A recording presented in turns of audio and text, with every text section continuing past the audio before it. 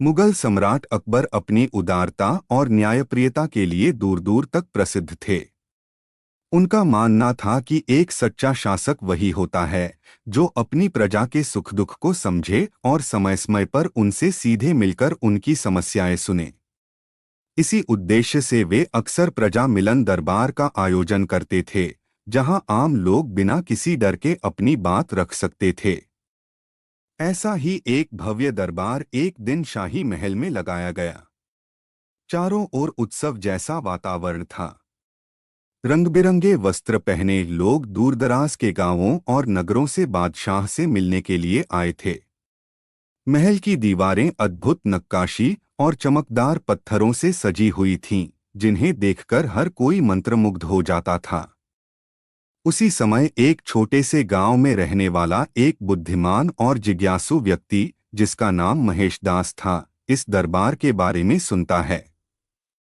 उसके मन में उत्सुकता जागी, देखा जाए ये बादशाह अकबर कैसे हैं जिनकी इतनी प्रशंसा होती है। बस यही सोचकर वह लंबी यात्रा पर निकल पड़ा। कई दिनों की यात्रा के बाद जब वह महल के द्वार पर पहुंचा तो वहां का दृश्य देखकर चकित रह गया। सैकड़ों लोग एक लंबी पंक्ति में खड़े थे। द्वार पर खड़ा पहरेदार हर व्यक्ति से एक एक स्वर्ण मुद्रा लेकर ही अंदर जाने दे रहा था। महेश दास के पास कोई धन नहीं था। वह थोड़ी देर सोचता रहा, फिर बिना घबराए पंक्ति में खड़ा हो गया। जब उसकी बारी आई तो पहरेदार ने कठोर स्वर में कहा, स्वर्ण मुद्रा दो तभी अंदर जाओ। महेश दास ने विनम्रता से उत्तर दिया, भाई मैं एक साधारण ग्रामीण हूं, मेरे पास कोई मुद्रा नहीं है। मैं तो केवल बादशाह से मिलने आया हूं। पहरेदार ने तुरंत मना कर दिया, बिना मुद्रा के प्रवेश नहीं मिलेगा। लेकिन महेश दास हार मानने वालों में से नहीं था। उसने बार बार विनती की। अंततः पहरेदार थोड़ी देर सोचकर बोला, ठीक है, मैं तुम्हें एक शर्त पर अंदर जाने दूंगा। जो भी इनाम तुम्हें दरबार से मिलेगा उसका आधा हिस्सा मुझे देना होगा। महेश दास मुस्कुराया और बोला, ठीक है, मुझे आपकी शर्त मंजूर है। यह कहकर वह अंदर चला गया। महल के अंदर का दृश्य और भी भव्य था। ऊंची ऊंची छतें, सुंदर झरोखे, चमकते फर्श, हर चीज उसकी आंखों को चकाचौंध कर रही थी। वह धीरे धीरे चलते हुए दरबार के उस स्थान तक पहुंचा जहां अकबर स्वयं सिंहासन पर विराजमान थे। मुगल सम्राट अकबर अपनी उदारता और न्यायप्रियता के लिए दूर दूर तक प्रसिद्ध थे। उनका मानना था कि एक सच्चा शासक वही होता है जो अपनी प्रजा के सुख दुख को समझे और समय समय पर उनसे सीधे मिलकर उनकी समस्याएं सुने।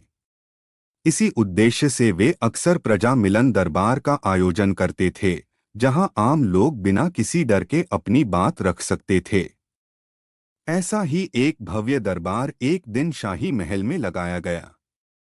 चारों ओर उत्सव जैसा वातावरण था। रंग बिरंगे वस्त्र पहने लोग दूरदराज के गांवों और नगरों से बादशाह से मिलने के लिए आए थे। महल की दीवारें अद्भुत नक्काशी और चमकदार पत्थरों से सजी हुई थीं, जिन्हें देखकर हर कोई मंत्रमुग्ध हो जाता था।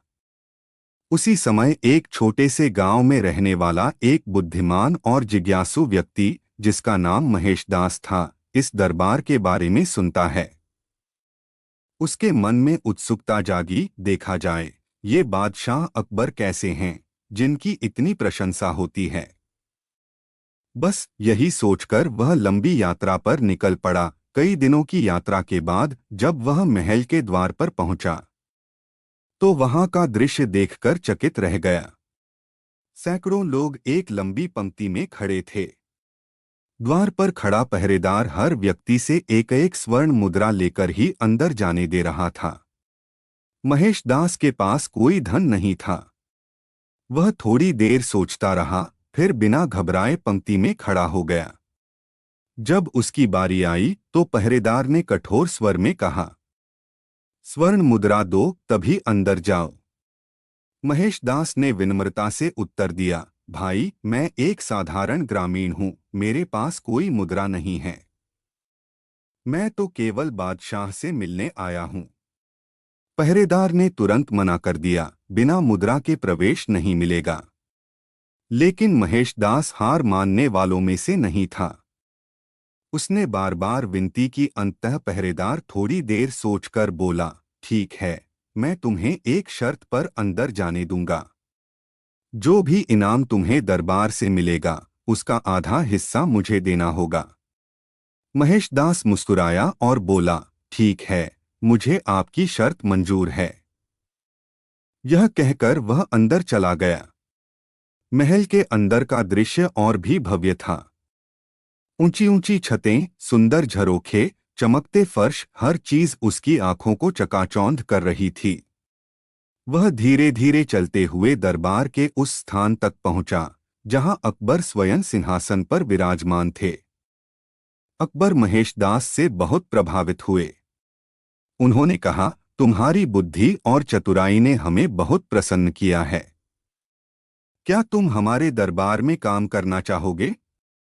उसी समय दरबार में उपस्थित मुल्ला दो प्याजा ने आपत्ति जताई, जहां पनाह, किसी अजनबी को बिना परखे दरबार में स्थान देना उचित नहीं है। अकबर ने कहा, तो बताओ, इसे कैसे परखा जाए? मुल्ला दो प्याजा ने कहा, अगर यह बता दे कि मेरे मन में अभी क्या चल रहा है, तो हम इसकी बुद्धि मान लेंगे। अकबर ने महेशदास से पूछा, क्या तुम इस प्रश्न का उत्तर दे सकते हो? महेशदास आत्मविश्वास से बोला, जी जहांपना।